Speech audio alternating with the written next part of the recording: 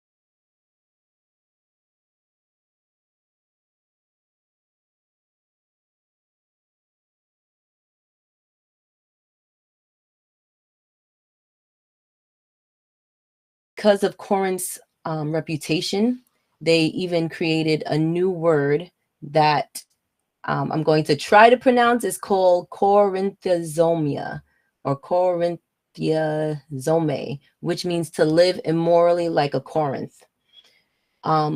Culturally, you can think of Corinth as like New York City, one giant melting pot. New York has a port. At one point, if you know the history of New York, we have that street in Manhattan called Broadway. And that was where a lot of our, we had a lot of people coming in. Or if you think of Ellis Island, it's a place where a lot of immigrants had to be processed.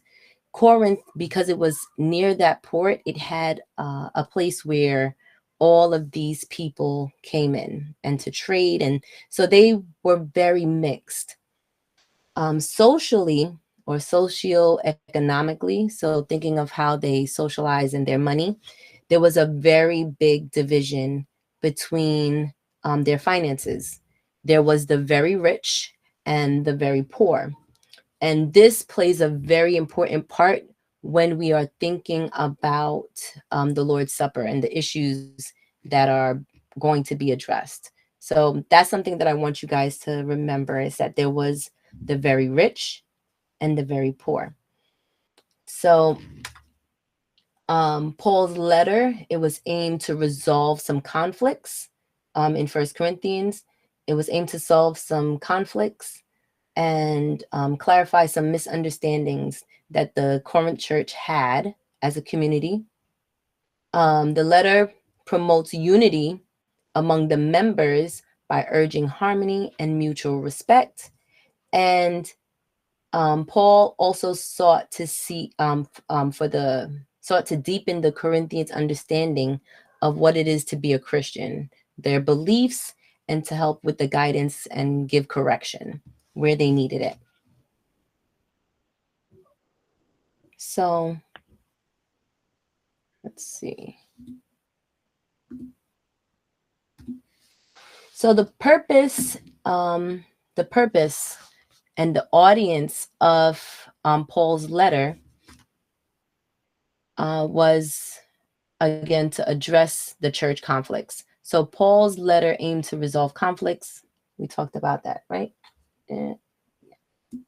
So moving forward, what is, and this is for everyone, what is the purpose or what is the Lord's Supper? Can somebody answer that? What is the Lord's Supper and what is its purpose? Well, it says to do this in remembrance of me. So you're remembering the sacrifice that Jesus made for us all, because we were supposed to die, but he died in our place. And the people of Corinth, they weren't doing the Lord's Supper properly. They were eating like they were home in their house. They would eat. Mhm. The word gluttony is what I remember from this lesson. They were eating.